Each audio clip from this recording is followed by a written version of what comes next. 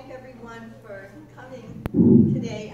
This is a really unusual event, and it's something that I've sort of dreamed about for a while now, and thought the Superpod would be a perfect venue for it, which is to really showcase, in the spirit of the future, just what it means to be a scholar advocate on a personal and professional level. And we have at the table those of us who have been scholar advocates for a number of years now. We can talk about our experiences, and then we have interposed, we have younger scholar advocates who you've already met, but I'm sure have a lot to say about what it's like to be a young person, a young student, who wants to devote themselves to animal advocacy and do that within the context of their profession. So I think what we'll do is, the first thing we'll do is we'll sort of go around and start, maybe each person give a 5 or 10 minute introduction to what scholar advocacy means to them. And then we can throw the session open for just Q&A, discussion, and so forth. So why don't we begin with Jeff? Okay, thanks, Lori. You know, I mentioned last night that I'm not a professor. I am a medical doctor. I did write one peer-reviewed piece on the brachial plexus for requirement of residency, but after Don Brancho was killed, John Jett called me up and said, you know, we have to tell this story, and we agreed that the best way to do that was to start churning out some science. And so there was this OSHA hearing that was scheduled to be originally in February of 2011, and eventually got pushed back until September and November, I think. And that original paper that we wrote, the keto telecom paper, I don't know who's read that paper, was originally intended for peer review, but we didn't feel we had time to get it through that process before the OSHA hearing. So we, thanks to John Keelty and Colleen Gorman at the Orca Project, they posted it on their blog. I also posted it on Scribd, and I think it's got over 250,000 reads at this point. And so what we're doing now is we're taking components of that and breaking it down and looking at different aspects of killer whale physiology and the impacts of captivity. And there's stuff in the works right now that's top secret. But I'm honored to be on this, sitting up here with these people, both the youth advocates and the scientists on this panel. And I'm happy to also do a lot of work with John Jett, who's been my friend for 25 years. And so I'm honored to be here. Thank you all for coming to this table event. Appreciate it.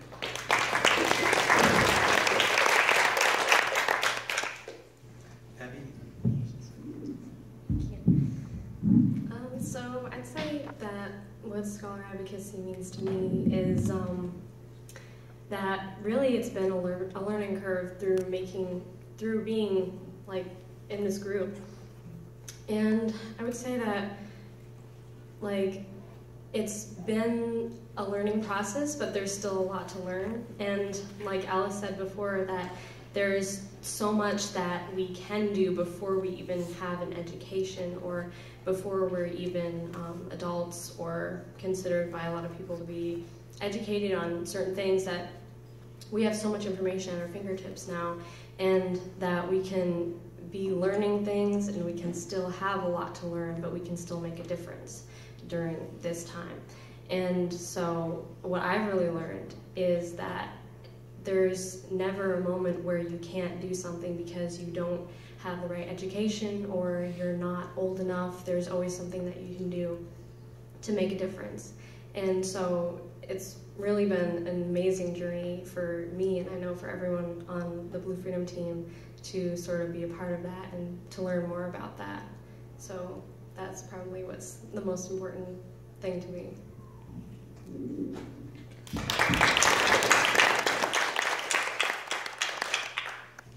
Yeah, I would definitely reiterate what my sister Abbie said. Blue Freedom has been an amazing journey for us, and scholar advocacy is really at the heart of what we want to do. What we hope we inspire people with is that students can make a difference, and I feel so honored to be sitting at this table with these amazing scientists and researchers and people who have such passion for these issues. It's an honor to be here, and that's what we want to inspire kids with, is that as Abbie reiterated Ella's words from earlier, that you can make a difference right now, and really that goes for no matter how young or old you are. So scholar advocacy, that's such an important message, that taking what you learned, knowledge is a tool, and we can use those tools to create change that is positive and can impact the world in such an amazing way, by just speaking what we know and sharing that knowledge and awareness by using social media and the tools we've been given. Knowledge is power, and so that's what scholar advocacy means to me, and that's hopefully the heart of our message. And I'm honored to be here today with people who so much agree with that message.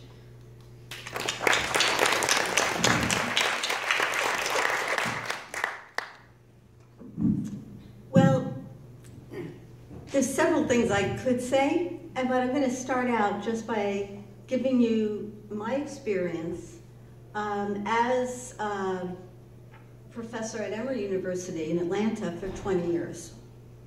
And the thing that I realized is that there really is a tradition in academia and the mainstream that you either do animal advocacy or you do science or you do something else.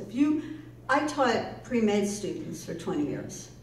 And so they were in the sciences, they were in labs, and I watched over the years, one by one, as those students who were working in labs and didn't want to do vivisection were punished. They were told, you have to use a certain kind of language. It's very much like SeaWorld, there's a language you use when you're talking about killing animals in a lab. You're not killing them, you're sacrificing them. And I saw the pressure on students who had sensitivity to animals, but who also wanted to go into the sciences. And I thought, this is incredibly unfair to say to a young person, either be a neuroscientist, or either be a medical researcher, or either be a biologist or a psychologist, or go stand on the sidewalk and be an activist, but you can't do both. And that's the message that's sent to them all the way through college into graduate school. And it's not fair, and it's not true. And so that experience led me to really try to create, well, it led me to create the Camella Center, which was Scholar Advocacy Center, and I thought to myself, gosh, this is a way that I can help students on a professional path who want to be neuroscientists and medical doctors and biologists and scholars in the humanities and the social sciences, and want to actually do animal advocacy. And there is a professional path that they're not being told about, and it's what we're talking about here today. And the other thing I wanted to mention was that it's so clear, right, that you don't need a PhD in astrophysics or neuroscience to be a good advocate, but what you do need is knowledge and respect for the science. And you need to use the science. And I can't tell you how many forums I've seen people get up who are passionate advocates for this animal or that, and get completely destroyed by people in the audience who knew what they were talking about. And I thought to myself, okay, imagine if it was flipped and the people in the audience, who were all the big scientists and everything, were up there advocating for animals, and they actually could pull out a paper and say, here's the evidence. I know what I'm talking about, people. Boom. And I began to realize that scholarship, science, in whatever area, including in the arts and humanities, professionalism, mainstreaming, credentials, all of that stuff is empowering. And no animal advocate has to be without those tools. Regardless of what you get your degree in, use science, use scholarship, use the mainstream to your advantage. It's a tool, it's empowering, and that's the way you're going to get ahead. So that's why I'm so happy to see, you know, all here talking about this particular path forward. But that's all I'll say. Thanks. I feel like you kind of just said everything that I'm thinking for the most part, but I will try and reiterate all the thoughts that are going on in my head right now. I think that for me, one of the most important things is I've only had 1 year of experience in university, so obviously I have a long way to go in my own educational path, but in high school I did debate, which in my opinion was probably the most valuable tool that I got out of high school, period, because one of the things that it taught me as far as advocacy and scholarship and everything goes is that you should never just immediately dismiss the opposition, because as you were saying, you've seen people get up and be really passionate but then be taken down by somebody who knows what they're talking about in the opposition. And if you don't know what the person that you're trying to go up against's points or contentions are, then you're going to have a really hard time making a solid case for yourself because you don't know what you're supposed to be refuting. So that's like my one really big thing, is to don't necessarily like demonize the opposition right away until you know what their argument is, so that you can come back at it with stronger points. And just my other thought was also this idea of both, you talked a lot about, I guess, activism and advocacy and scholarship and how people kind of felt like they had to choose one or the other. And for me, that's a lot of how I feel about arts or sciences. I see a lot of people, a lot of my friends having gone out of high school who have interests in all sorts of different areas, but feel as though they have to streamline into one direction or the other in order to be effective. And it's my opinion that you can do both, and that if you're able to do both, you're actually going to be more of an effective person. Because if you're an amazing scientist, but you struggle with communication, it makes it a little bit harder to make your case, and vice versa. If you're an amazing artist, but you don't have as much substance, then it just makes everything a little bit more difficult. So being able to be well-versed in everything, if you can, as much as you can, or at least exploring options that you're interested in and following what it is that you're passionate about.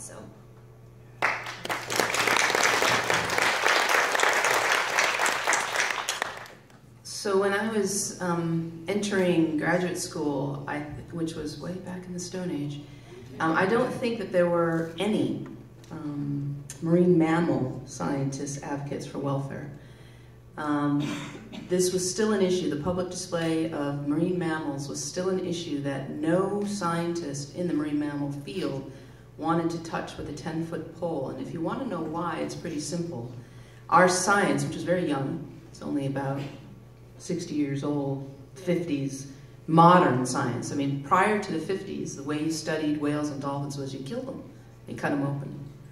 And around the 50s, actually somebody who's still alive, Sam Ridgway, founded a program with the U.S. Navy that said, you know what, we can study them in captivity. We can actually keep them alive and continue to study them. So who founded SeaWorld? Anybody? 4 guys, one of whom was Ken Norris. You know who Ken Norris is? Grandfather of our field. Okay, SeaWorld was founded by one of the foundational, grandfathers of our science, marine cetacean science. So the idea of coming out and opposing the public display of these animals because it wasn't good for them, because it was wrong, was just something that the marine mammal science community was not going to address. And so when I started in 1993 in this field of advocacy, I was probably one of the first scientists to come out and say captivity was wrong. And I got enormous grief for it. Lori won't even remember this, and I've never told her this story, but in 2001, she presented her paper with Diana Reese on mirror self-recognition. I was standing in the back of the room at the Marine Mammal Science Conference where they presented this paper. I was very interested in it when I saw it in the abstract book. Went to listen, was fascinated. First thought I had was, hey, this means really they shouldn't be in captivity because they are self-aware. I raised my hand, they called on me, Diana did anyway, called on me, and I pointed that out. I said, doesn't this sort of indicate that, do you remember this? Doesn't this sort of indicate they really oughtn't to be in captivity in the first place? And her response was, and Lori said nothing, but Diana's response was, we're not going to get into that here. Okay, and that is what I was up against from 1993. This was in 2001 that happened. One of my colleagues, the first thing he ever said to me, this is somebody I went to graduate school with, had shared beers with, in 1994, 1995, when the conference was held in Orlando. So guess who was a major co-sponsor of the conference? This is the Marine Mammal Science Conference, SeaWorld.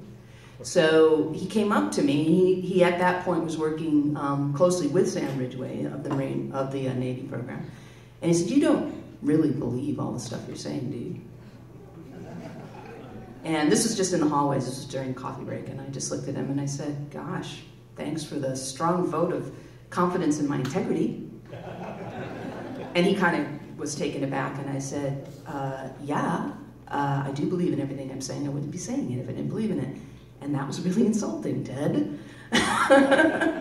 And so, you know, that's the kind of reaction I was getting when I started working for the Humane Society of the United States. And that was the campaign they hired me for, was to oppose the public display of whales. Killer whales, pilot whales, beluga whales, false killer whales. We weren't going to discuss the bottlenose dolphins yet. We ended up doing it anyway, but our original campaign launch was just on the larger species. And that's the reaction I got from my colleagues in the science community. I made it my job, I made it part of my job to change that attitude, because it was very clear to me that until we got some scientists who are respected in the marine mammal community to speak out about the ethics and the welfare of these animals in captivity, we were going to always be struggling. You know, I was branded a complete wackadoodle, you know, with a big W on my forehead by my colleagues in the scientific community. My advisor told a colleague, "Naomi, boy, she's just thrown her career down the drain." Just this year, I met him, well, actually in December in 2015, at the last Marine Mammal Science Conference. That same colleague and friend came up to me and he said, I was just talking to our advisor, our mutual advisor, and he said, "You know what? Naomi really did something with herself. She actually made a career out of that." Going from, God, she's thrown her career down the drain 15 years ago to, wow, she's actually done something. And congratulations to her. He didn't tell me that directly, but he told it to me through this mutual colleague. So I have made it a goal, you know, major career goal actually, to change the ethic within the marine mammal science community.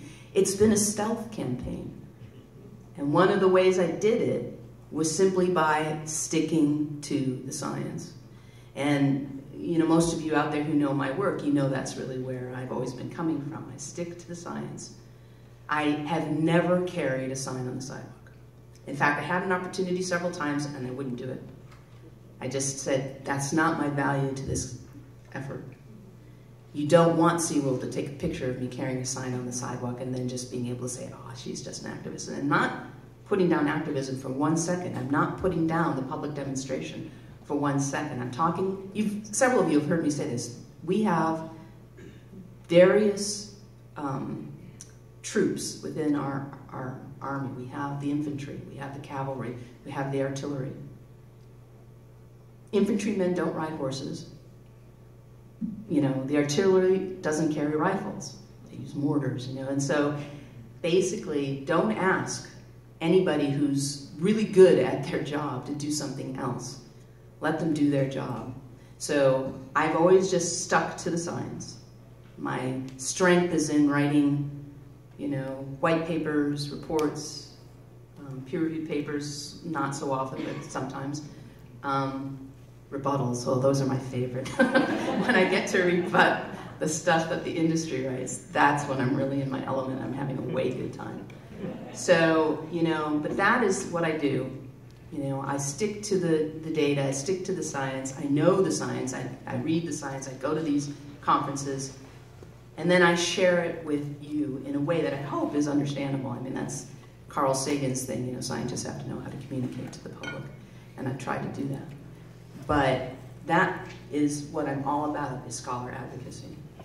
It's not for everybody, but as Ella just said, everybody has to know the facts, and that's why I'm here. I'm trying to, you know, share facts with you all. Because if you advocate and make the mistake, our adversary on this issue is no mercy. You're going to be attacked and taken down.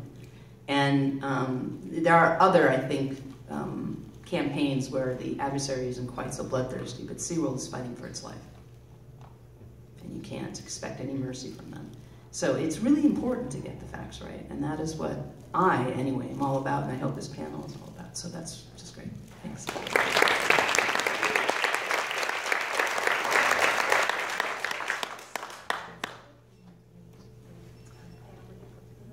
So Ingrid has asked me to tell you an anecdote, which I will. Again, this is a stealth campaign. I have been working on this for 23 years to get the marine mammal science community to change their collective opinion about the ethics of keeping these animals in captivity. All right. So I started very early on planning. I was very Machiavellian about this, planning how I was going to make it very publicly acceptable to question the status quo within the marine mammal science community. How was I going to do that? And at some point along the way, I realized one of the ways I could do it was an informal evening discussion. That was sort of a softball way to get the Society for Marine Mammalogy, which is our big professional association, that was a way to get them to sort of agree to discuss it. Not a formal panel, not a symposium. All those were way too formal. That would be way too much taking a stand. They didn't want to take a stand on this. But let's start with a softball, informal discussion in the evening, which they do occasionally. And the last time they'd done it, which is what gave me the idea, was on marine noise, which you all know is a highly controversial issue within the marine mammal science community, because who funds a whole bunch of marine mammal science? Who funds the most marine mammal science? The U.S. Navy. So to fight them on military sonar and its impacts on marine life was, you know, no small thing. So for the Society of Marine Mammalogy to have an informal evening discussion on marine noise was a big coup on the part of all of us working on the marine noise issue. Gave me the idea, this is what I want to try to do with the welfare of cetaceans in captivity. So I always go to the business meeting. I can't tell you how many people don't. It's a mistake. It's like, not voting? Are y'all going to vote? Please vote. Because that's your opportunity to affect this professional association, is go to the business meeting and speak up. There's always other business. Raise your hand and say something at the mic. So 2 years, it's a biennial meeting, 2 years before I was hoping the time was right. So in 2011, when it was in Tampa, Dawn Branch had died. I knew Death at SeaWorld was coming out. And so I went to the mic at the business meeting and I said, I would like to have an informal panel discussion about the welfare of killer whales, only killer whales, in captivity. And the then president of the society, who was Randy Wells, who, if you know who he is, he's a very prominent, very well-respected bottlenose dolphin researcher who also works with them in captivity, and who captures them and pulls their teeth and does some other troubling, ethically things, although, you know, you could argue that the data is really important for the conservation, blah, blah. So he's not somebody who's going to be terribly sympathetic to my position, but we've always kept our relationship collegial. So I knew who I was talking to, he knew me, and I asked that question, and I got him, because he knew he was on the spot. This is not done without forethought. He said, if the local organizers of the 2013 meeting are okay with it, you can do it. I happen to know personally one of the organizers of the 2013 meeting who's totally on side. She's a New Zealander. She has no concerns about SeaWorld, etc. No, it's not Ingrid at all. It's a very well-respected field researcher who was on the Whoa, that came out wrong. That's good. Unplanned. She's a Maui's dolphin, Hector's dolphin researcher. You may or may not know her. Her name is Liz Slutin, and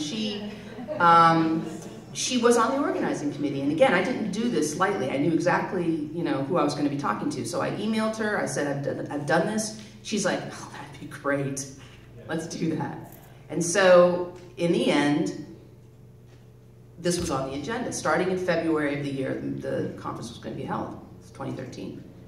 By March of 2013, I had started inviting people. And I invited SeaWorld because it was very clear to me that if I didn't, it would be biased, I would be picking favorites, I wouldn't be including all voices. I invited the woman I had been on a panel with in front of Congress, Julie Scardina. I told her to kick it up the food chain because I didn't think she'd be the woman who would do it. She did. She very politely replied, and she said, I'll kick it up the food chain. Within 2, 3, 4 weeks of that, I was made aware, I won't tell you how, I was made aware that Brad Andrews and Judy St. Ledger, who's a vet at San Diego SeaWorld, had written to the board of the Society for Marine Mammalogy to tell them to kill this panel discussion. You know Naomi Rose, she's real radical, she's biased, she's not a real scientist. It'll be so bad for the Society for Marine Mammalogy if they agree to have this panel discussion. Which that initiated a discussion within the board of, oh my God, we can't not have it now. We'll look like we caved into SeaWorld, a special interest. Oh, those idiots, and they were actually really mad at SeaWorld for being that stupid. By telling them to not hold it because it would make the society look bad, they made it impossible for them not to have it.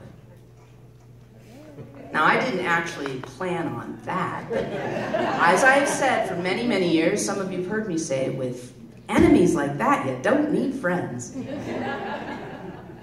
So I didn't actually have to work that hard after that. It was going to happen. And in fact, in the end, Judy St. Ledger agreed to do it. She was going to be the SeaWorld representative.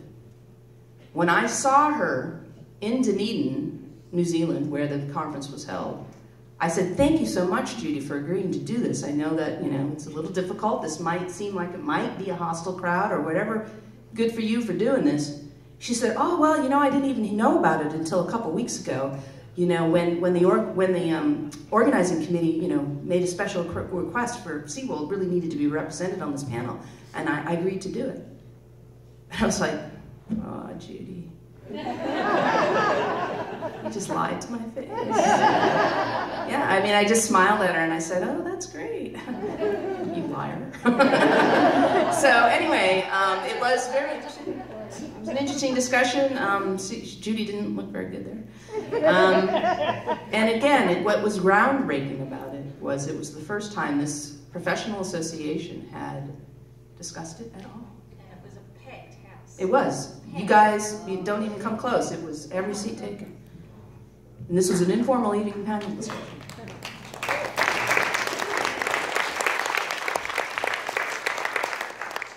Wow, it's going to be really hard to follow that. I am going to go back to what Dr. Marino was saying earlier about what scholar advocacy means to us. And to me, I think, no matter what age you are, whether you're in your 20s or you're in your 80s, I think we're students for our entire lives. I think we're constantly learning new things. And before I saw the film Blackfish and started researching and gaining more knowledge myself, I was, just another student from St. Louis where there's no whales and no ocean in any part of the state or, any part of the country for that matter. And now the fact that I have gone from there and used my knowledge and the resources I have as a student, which is basically just social media since we are broke college students. So And now that I get to sit on a panel with these amazing, amazing minds I've only seen through documentaries on Netflix and Discovery Channel, so I think it's pretty amazing. And knowledge really is power. Without the knowledge that I've learned from these very people, there is no way I would be interested in the subject. I wouldn't have, really care about it. I wouldn't be here at Superpod. I wouldn't want to go see killer whales in the wild or anything like that. So it really is power, and it's really, power is what we need to bring an end to this captivity industry, and the fact that it's now up to the future generation, because it goes in steps. At first there was the generation that started it, then there was the generation that followed and said it was okay, and then people started getting suspicious about it, and now everyone wants it to end. So, and that's all because we've all gained more knowledge because of these very people here. So that's what it is.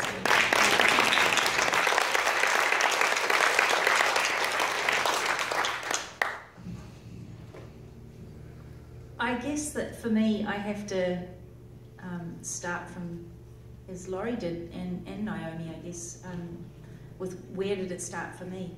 And I had been a scientist who knew about orca in captivity, obviously, and I knew there were problems, and if somebody asked me, I told them, well, problems with the dorsal fins, problems with the teeth, and problems with longevity and inbreeding and all of the stuff that we all know, the general overall facts.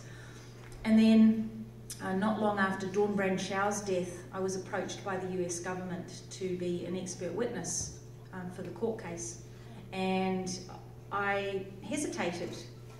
And I thought to myself, well, why did I even hesitate? What made me hesitate? And it was that I was afraid. I was afraid of the industry. I was afraid of my reputation being tarnished. I was afraid of being viewed as someone, believe it or not, someone who spoke out.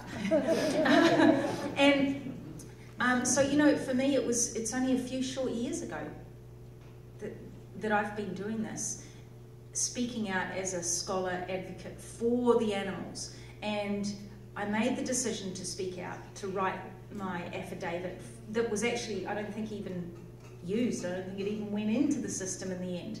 But I made the decision to do it because I thought to myself, I've built my whole career around these animals, for these animals, on these animals. If I can't speak out for them, who will? And that's where I made that decision, and from that moment forward, I haven't looked back. If somebody asks me to speak out, I speak out, and I'm getting louder and louder as I get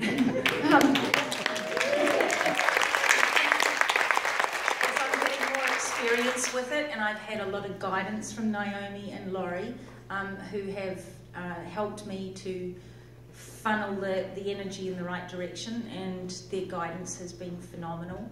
And so I sit here as these young people do and look at them as my heroes, and it's a real honour for me to be sitting here with you guys.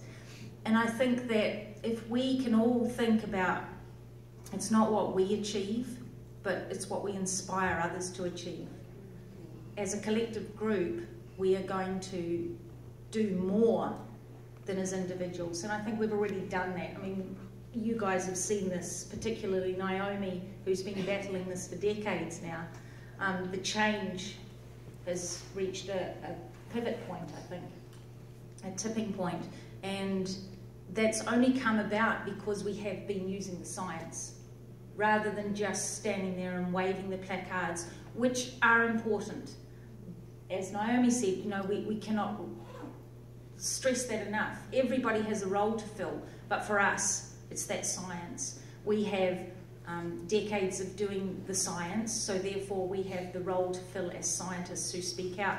And we are at this point also approaching a lot of other scientists, and some of them are supportive behind the scenes, and some of them are supportive for little things, but those little things are growing, because the more scientists who are signing on, the more that those scientists feel comfortable with speaking out. And the more that they see that scientists can have this advocacy role. And although we are vilified, I mean, I started out before the Dawn Branshaw death, it would be in the newspaper something like Dr. Ingrid Visser, world-renowned orca scientist. And now, having been tarred by SeaWorld's brush, I'm now Visser activist. And hardly ever does it say doctor, hardly ever does it say scientist in the media. And I'm actually okay with that now. But back then, that's what I was afraid of. However, as it's become more and more okay to speak out, more and more scientists are starting to speak out. And I think, Naomi, you would have seen that shift over time as well, and yourself, Laurie, would I be correct? Yeah. And so we can only encourage people who have degrees, if you know someone who is a scientist, to start making their voices heard as well. Because the more of us as scientists who speak out, the more it becomes mainstream. And it's not that long ago that I was absolutely flabbergasted to see an op-ed from the editors of Scientific America, who had written about Free Willy and his friends in Scientific America, the editors. And I was like, wow, this has gone mainstream. And that's where we are at, and that's because of the science. So, thank you.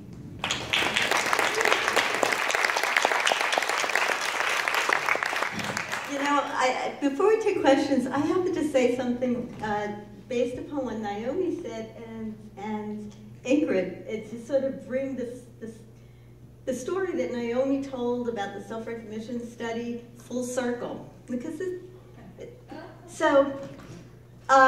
yeah, in 2001, Diana, Lisa, and I did a study showing that bottlenose dolphins in captivity recognize themselves in mirrors. And that was a big, groundbreaking study in the sciences. And I started to get bombarded by emails from activists, and they were saying things like, well, now what are you going to do? Like, now that you know. And some of them were just downright, you know, it's like, do you want to go to heaven or hell? And I remember one in particular that I kept. And this person said, Dr. Marino, you, with all your degrees, blah, blah, blah, said, now you're going to have to make a choice. You're going to have to make a choice. And at the time, I said to myself, oh God, leave me alone. It's just a study. I want people to take it seriously. I don't want them to think that I did the study because I want animals out of captivity. I stayed quiet, and that's why I didn't say anything. I stayed quiet for a little while, just a little while. And then a couple of things happened. The 2 dolphins that we worked with who were at the New York Aquarium were transferred to other facilities, and they died. They died of diseases that they got because they were in captivity, infections and so forth. That hit me very hard. And then Diana Reese sent me a film about Taiji. And I looked at that, and I said to him, and just like what Naomi said when she realized she didn't have a choice, no choice. It's not like I said, let me see if I can bring advocacy into my curriculum vitae. No, it wasn't like that. It was exactly what Ingrid said. I spent years, I have a kabillion peer-reviewed scientific papers. I don't need one more. But I built a pretty great academic career on studying these animals. And now I'm faced with the situation of, what do I do about it? And there was no doubt in my mind that what I had to do, wasn't a choice, was to use my training and to use everything that my academic career brought me in the service of these animals and to help them. And so that was a watershed moment, and I never looked back after that. So I just sort of wanted to bring it full circle, sort of showing how all of our stories are interconnected, interrelated. We all have times when, you know, we kind of know what's right, but there's a time when you just know this is it, and I'm not looking back. And so that's, you know, what it's been for the past 14, 15 years now.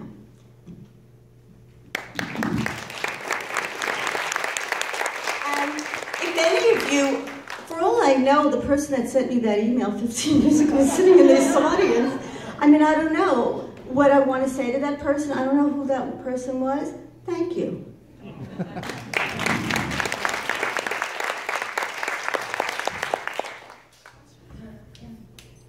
a question, kind of as a parent. So, you know, this kind of touches on what Ingrid said. You said it to London last year. It's not what you achieve, it's who you inspire. Well, London's at this kind of age where she's too young to really go to any of the NOAA sponsored science camps where you can put them on research vessels. She's too young to really get an internship. So, you know what I mean? But so the program. She's not too young to come to New Zealand and work with me. Okay.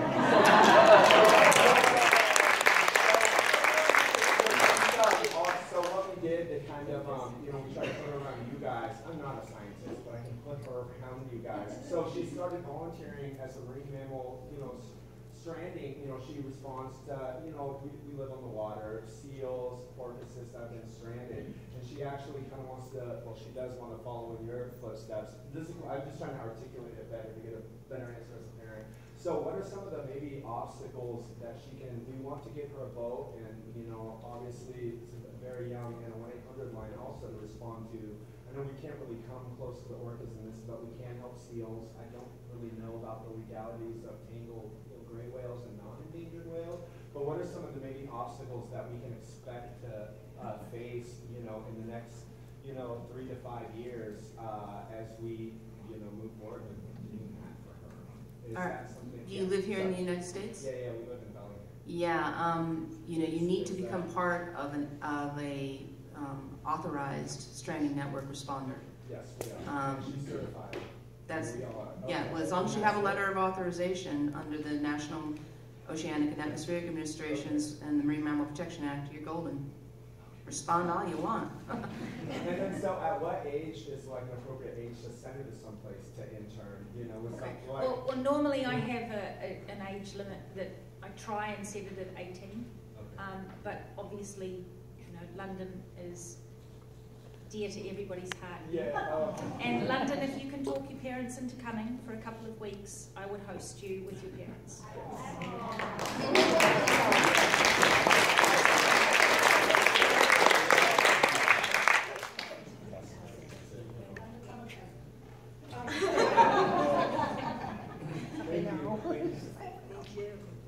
My question is about the idea of scholar advocacy and science. And I have been thinking, just as Dr. Visser spoke of the tipping point, and thinking of the book The Tipping Point, and thinking of how things have really sped up in terms of captive whales in particular in the last 2 years. And it's caused me to be thinking, after hearing Kim Ventre talk about marketing and rebranding, and the young people talking about social media and what they're doing. I've been sitting here thinking a lot about gay marriage and LGBT rights. And I'm wondering about social scientists and what they could bring from, I mean, I'm in my 60s. I never would have thought that there would be gay marriage in my lifetime. And it happened in what seemed like a blink of an eye. And it's really making me think a lot about the talks I've been hearing in the last day. And I'm wondering if social scientists might have some learnings from that to contribute to the biology science. I'm going to let Lori handle the social science question because she's involved in the social science side of things, because you're absolutely right.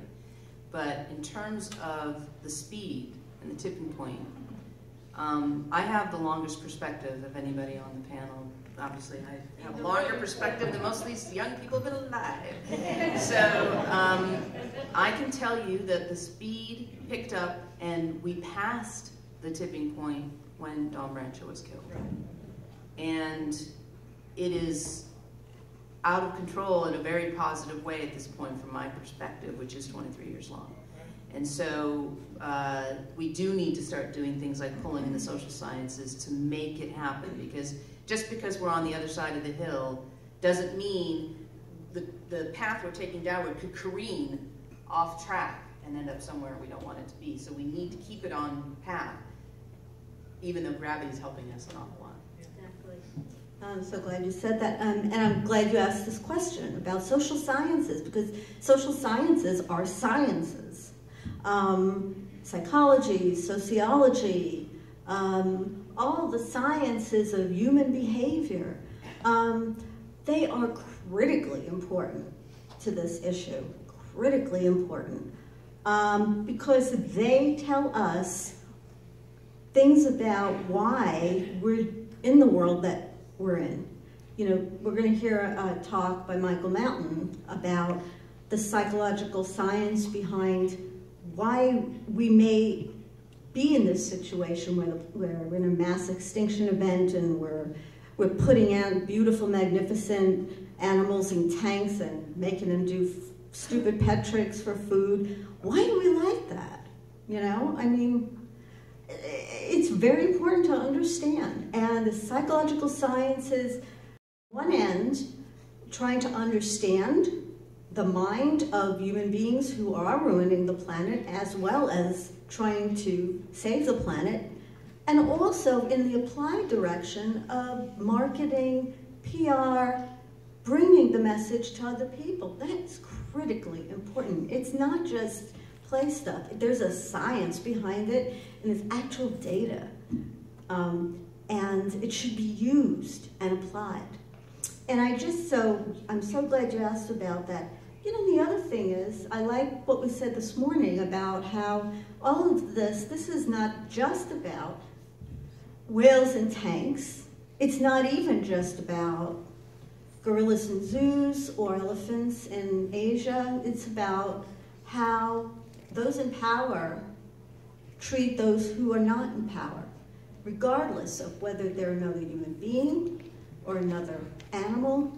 And so there's a continuity there between what's happening in the LGBT community. There's a continuity in the racial issues.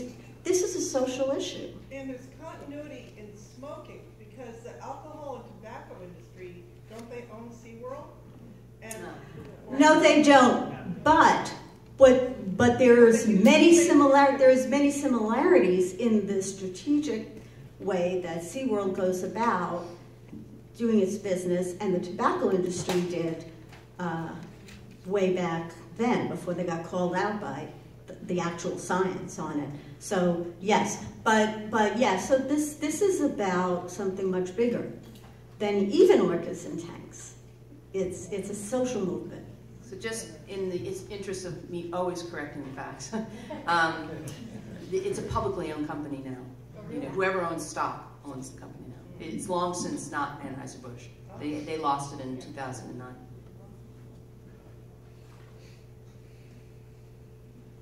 Right there. Say that we talk about the social issue. We work a lot with children who are in foster care, and we're bringing this education to them, and they have such a unique connection with the mammals, understanding their plight in captivity, because unfortunately they feel some of the same things. So there's an empathy there between the children and the marine mammals,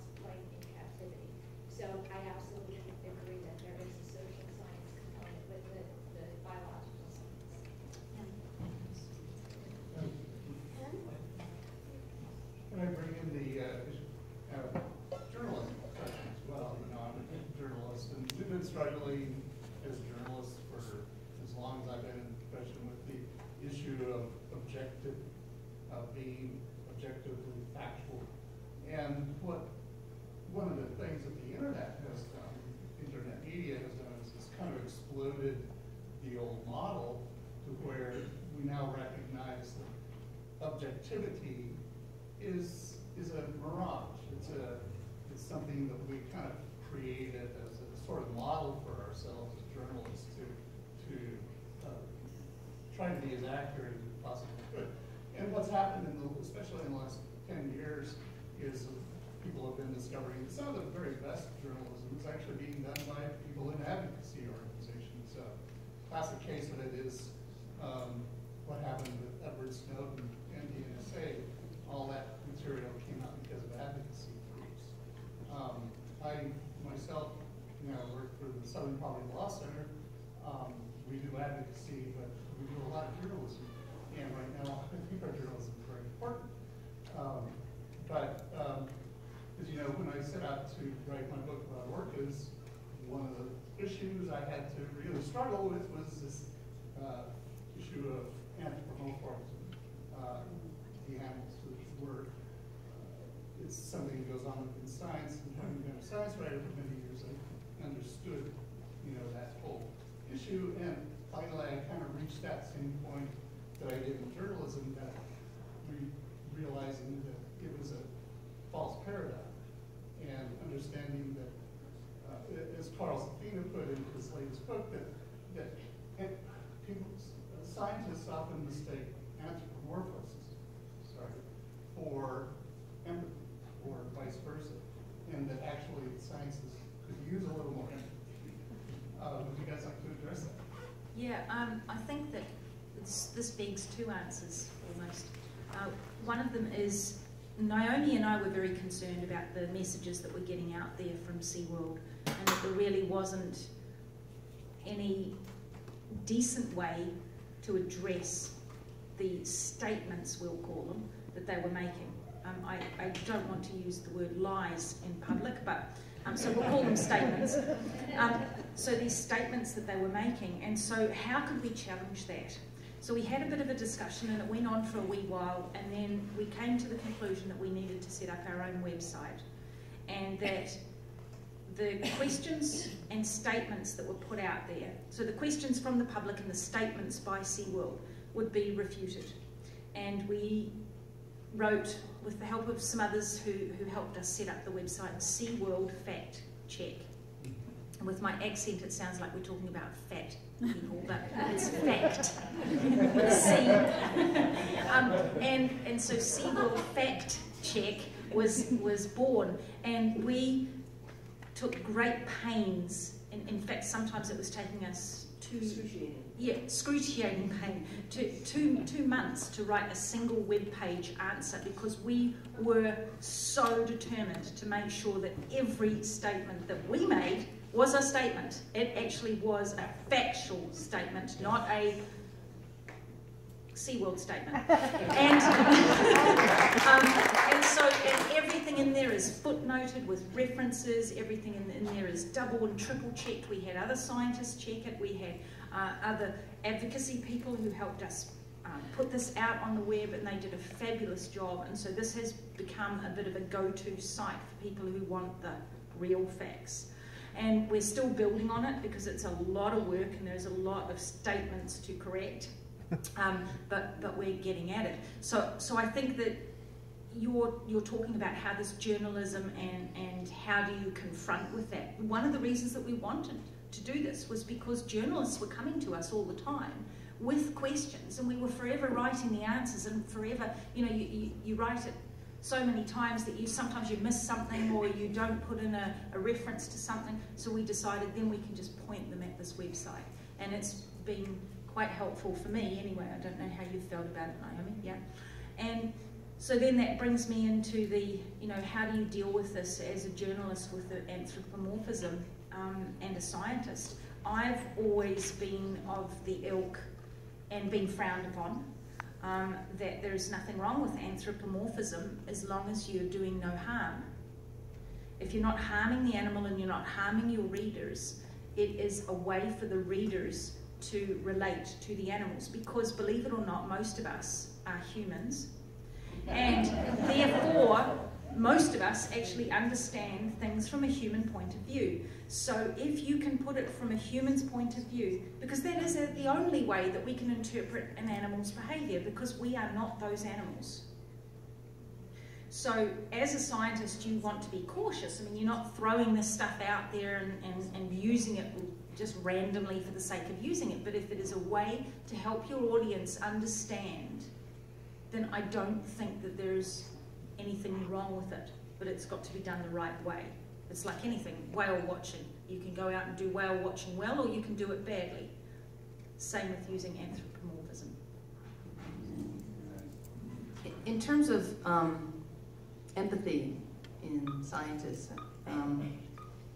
I think for a very long time, and actually Laura's done some work on this, I mean, for a very long time it was not appropriate, or something like that, for a scientist to have an opinion or to express any kind of empathy, let alone anthropomorphism. It was inappropriate because we had to describe the world as it was.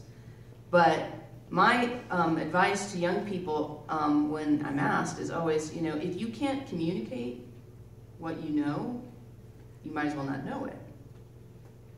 And as Ingrid just said, how do you communicate these facts in a way that people who are not trained in science can understand?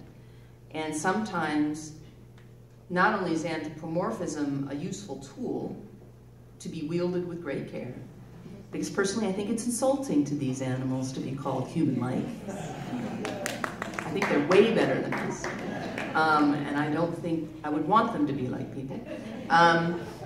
But also to be fact-based, and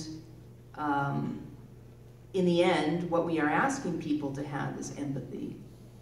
Therefore, we have to have empathy as scientists. And the idea that we shouldn't care about our research subject, to me, today in 2016, is absolutely bizarre. But it's still out there. It's still a mainstream scientific paradigm, and I think it's absolutely bizarre. And I'm just going to jump right back in there, sorry. If you look at what makes a good medical doctor, and Jeff would be the one who could speak for this, you know, one of the things is do no harm. And if you go to a doctor who actually cares about you as an individual, has empathy for you as an individual, you look at that doctor in a different light than the doctor that just sees you as a number. That's what distinguishes a good doctor from an average doctor, that empathy. And I think that's what it is in the science world as well. When I look at a scientist who has empathy, I went to a marine mammal conference with Naomi. I walked into a room with a presentation that was being done on hearing testing on dolphins. In fact, it wasn't hearing testing, it was pure torture. And the scientists were laughing in that room. And I got really, really angry at what was going on, and I was embarrassed to be a scientist. They were laughing at the way the dolphin was pulling its head away from the sound gun that they were using. It was disgusting to see. So I think that we, as scientists, we need more empathy. I just remember when, in 1969, Paul Spahn stood up in a public meeting in Vancouver and said, well, yeah, I think killer whales have a sense of humor. I think they're highly intelligent and stuff like that. And he was so denounced in the scientific community for anthropomorphizing the animals. Well, guess what? Paul was right. Lori? I think Ken had a question that I'd like to just get to. I really appreciate the audience member up here bringing up the kind of, in some ways, parallel struggle that the LGBT community has gone through, and in particular because there are lots of social scientists who have made some big wins, and maybe a lot of their experience and expertise can be directed into what we're trying to go through now. Yeah, very good. I think Very good. There's an area of expertise and experience that we have not brought to bear on this issue with captivity. Absolutely. And, you know, animal advocacy is sort of the last bastion because, you know, it seems to be a little bit more okay to be a scholar, an academician, and speak out for children's rights or, you know, the rights of other human beings. As soon as you say animal rights or anything like that, people go nuts. And so, but there is a whole untapped area of expertise that needs to be brought into fold. I agree. I was just going to say, we're running a little long, but it seems like everybody is, you know, this conference is for everybody that's here, so if everybody's okay, we're just going to continue to let everybody get their questions asked, if that's okay with the panel.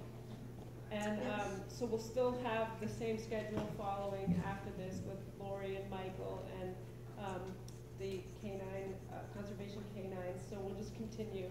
And then at some point after some of the questions, I was hoping that you could maybe with Ella and Katie and Lori discuss the idea of, I know that there's something in neuroscience about curiosity, and people aren't curious about things that they've never been exposed to before. And I feel like that was a bit of a theme with some of the younger scholar advocates, and also Ella's film about getting people interested in things that they've never been interested in before. So yeah. Go ahead with the questions, but if you guys can cover that before you end, that would be great.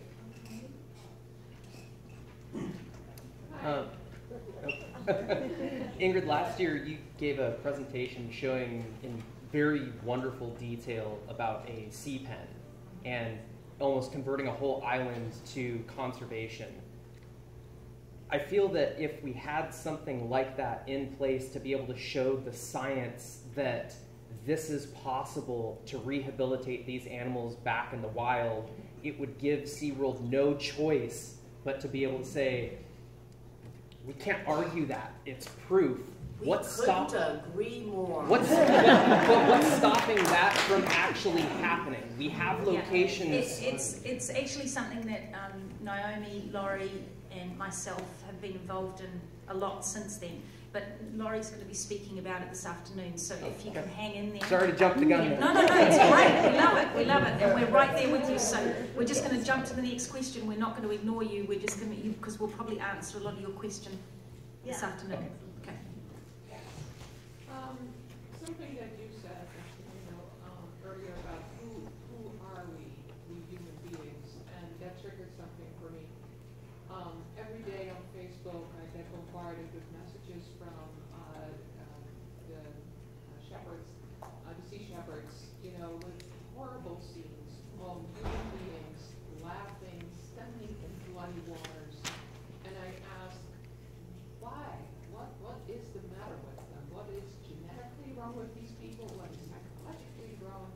How can we fix these people? Because just putting pressure on them and making them, be exposed doesn't seem to help. So what are your thoughts on that? Well, I think this is, the human condition, that we are the best at some things, the worst at other things, and there is something about us, no doubt, that makes us a troublesome species for this planet. One of the things, I would point you to some work that Michael Mountain is going to talk about this afternoon, in which we look at the social science, the social psychology of who we are, and what might make our species fairly unique in a particular way that makes us the instruments of destruction on this planet, essentially. So I would say that that's an excellent question. That's the baseline question. Why do people do stuff like this? Why don't they have empathy? What's going on? And a lot of people have a lot of answers for that, but I think one of the very deep answers lies in who we are as a species. And Michael will talk about that, and then afterwards, if you want to talk more about it, we can. But there's a whole social psychology on who we are and why as a species we're so messed up. I was just going to jump in there, if that's okay. That made me think about something that I was considering when I was putting together the presentation that I did earlier today as well. And I hope this isn't a terribly controversial answer, but I think that to a certain degree, we also have to be a bit careful with automatically, like I mentioned earlier, like assuming that somebody who does something that we think is wrong is an inherently bad person, because when you do that, you take somebody who is has the potential to be changed and just push them further away and make them feel demonized. So in the way that I see it, I think that the best way to initially approach a situation like that is to try and put yourself in their shoes so that you can try and figure out, is this a generational thing? Is there something else going on here? Why is this happening? I don't want to assume this is a bad person right off the bat. And then hopefully you can, like, basically going back to the whole social science thing, by looking at maybe what the answers to those questions are, you can find a way to navigate around that and to change that person's perspective. Absolutely. I was going to actually refer back to what Ella had said in her presentation, because one of the things you said worried me. You said, is there something genetically wrong with them? They're us. Those people who are standing in blood killing pilot whales in the Faroe Islands are us. There's nothing genetically wrong with them. There's nothing really wrong with them. Culturally, that's what they were taught to do, including laugh at it and splash around in the blood. They were taught to do that. We are learning creatures. You know, we weren't born that way. Not the worst evil, sometimes it is genetic and chemical. I mean, it is. You have to make the distinction between true evil, because I believe true evil exists. It's really rare. Even Brad Andrews isn't truly evil. he's just a shit, you know, but he's not, you know, when I think of evil, he doesn't even come close. He's too sad of a little man to even come close. Do you see what I'm saying? And so be very careful when you think about those things. When you think about the folks at Taiji, when you think about Al-Qaeda, when you think about anything that has to do with a group of people doing, behaving, acting in a certain way, don't go, God, they're so different from me. They're you. Question? Up the top, Laurie. Up, Laurie. Up. Oh, yes. Hi, I'm Michael. We see a black fly. Would you touch with a 10-foot pole the idea of an intersection of science with social science as it pertains to, let's connect the dots, human condition. We talked about LGBT. We can also connect the dot to racism, speciesism. Yes. If you think about LGBT and say racism, as recent as 1967, 18 southern states ruled it illegal for interracial marriage. And the judge who actually defended that position quoted God. And he said that if God intended the species to intermarry, he wouldn't have put people on different continents. So now we have an intersection of theology and social sciences. How would you as scientists maybe consider, would you touch it with a 10-foot pole to create an intersection of social science with marine science in putting out positions or papers? The entire science of sociobiology is that intersection. Okay. You know, I'm not going to get into it here because I'm probably going to, first of all, I'll just end up talking forever, and also because some people might, you know, just want to, you know, get into a massive argument. I don't want to go there. But the fact is that we are all behaving in ways, everything we do, racism, you know, everything we do is based on very natural principles.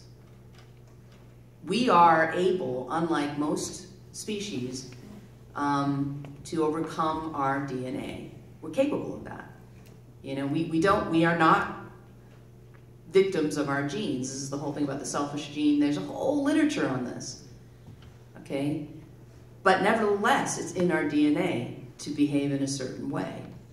And we overcome it with difficulty, but I think we're actually, you know, getting back to your question about, you know, is there something wrong with them genetically? Do you want to have lived in the 1400s? I wouldn't have wanted to live in the 1400s. My God, we were 10 times worse than there, just were fewer of us. And we didn't have technology that we have today. It's the only difference. Thank you. Well, take her. Okay, I'm going to ask, my questions are for the filmmakers. I'm just going to ask them together at once to be quicker.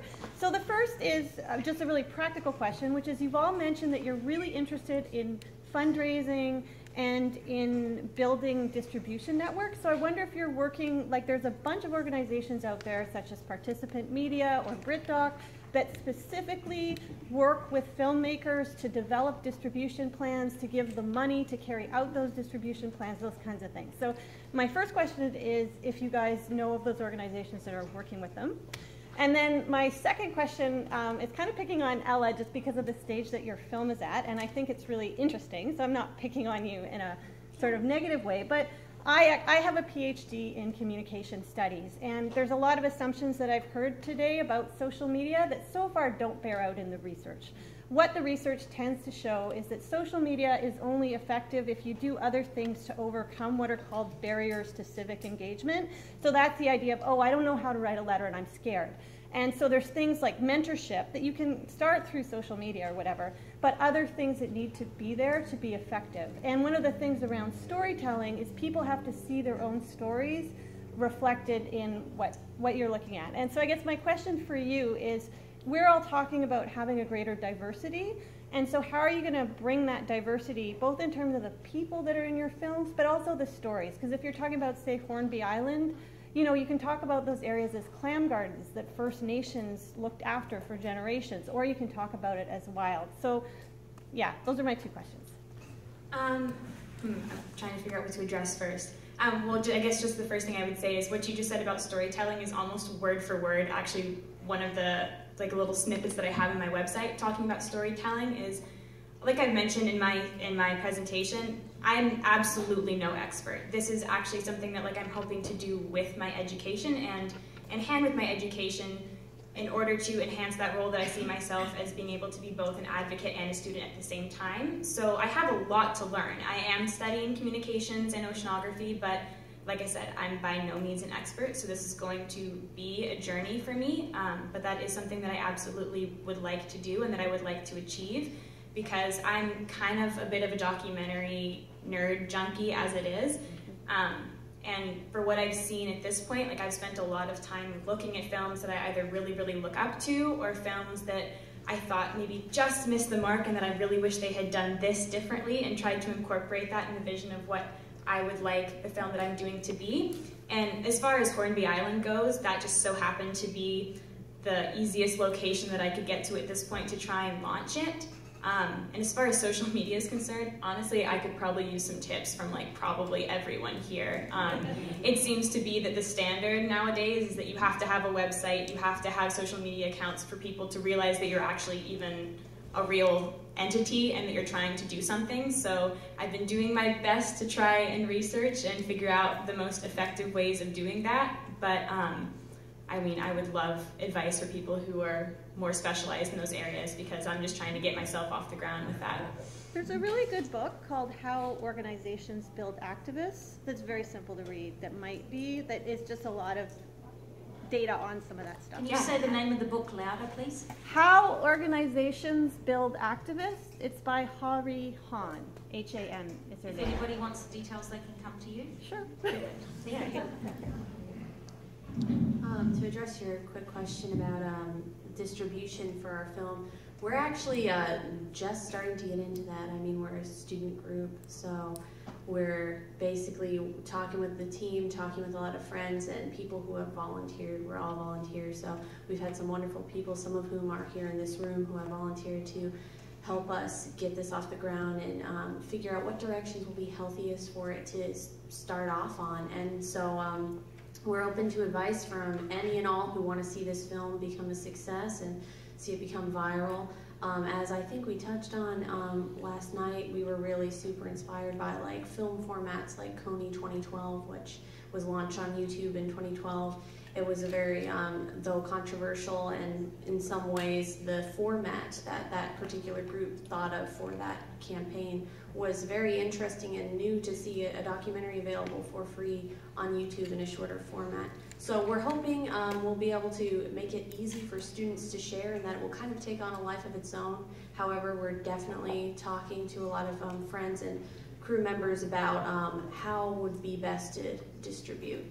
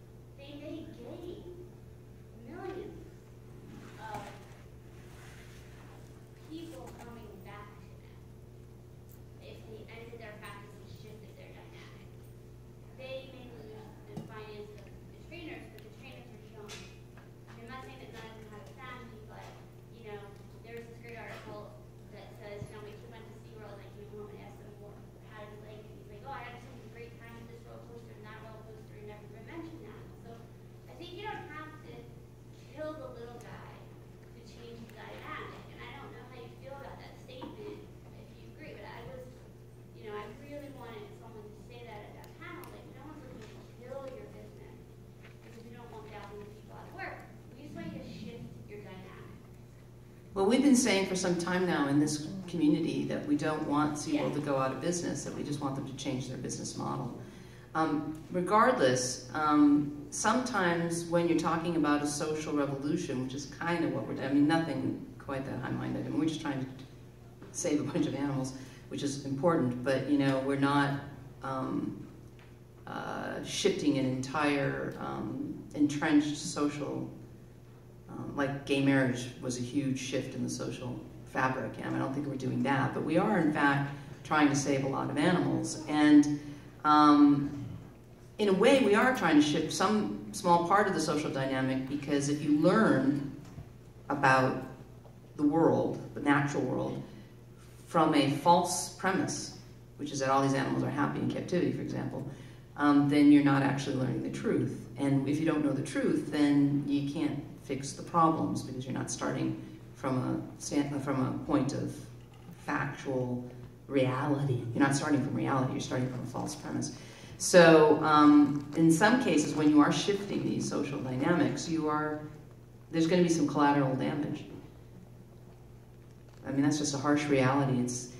But for example, was it, you know, how many people, like how many, I mean, I hate using the slave metaphor because I think it's offensive to a lot of people, but I am just going to use it as an example. When slavery ended, a lot of slave foremen, and, you know, they were put on a job. But I don't think that was a bad thing, you know, because we didn't need jobs based on an extremely unethical behavior. And so, you know, if these jobs are, you know, premised on a very unethical behavior, I think we need to not be too concerned about that.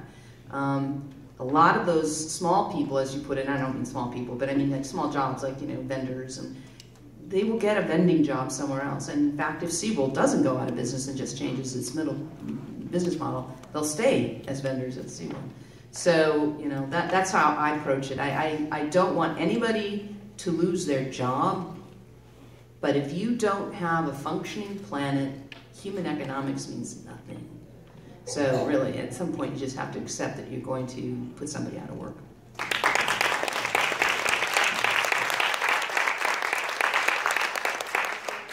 Thank you. And I just wanted to say also that, yeah, I mean, nobody I know that I work with has ever said, well, we want to see SeaWorld go out of business. In fact, I make it my business when I talk to reporters to say, you know, when it comes to, you know, what we want to do is help shift their business plan. We'll work with them. We will be there at the table. Just say so, we'll be there. And so, yeah, it is totally not the case that the marine mammal advocacy community doesn't want to work with SeaWorld, and there are a few people out there probably who would like to see them go out of business. Nobody at this table, and nobody that I work with. Our hands are outstretched to them to say, whenever you want to talk, we'll be right here.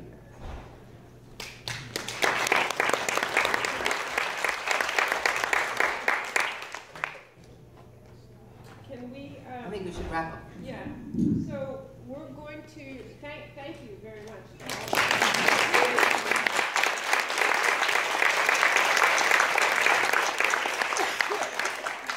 We need to, and thank you everybody for all the great questions, and all the panelists. I'm sure will be here.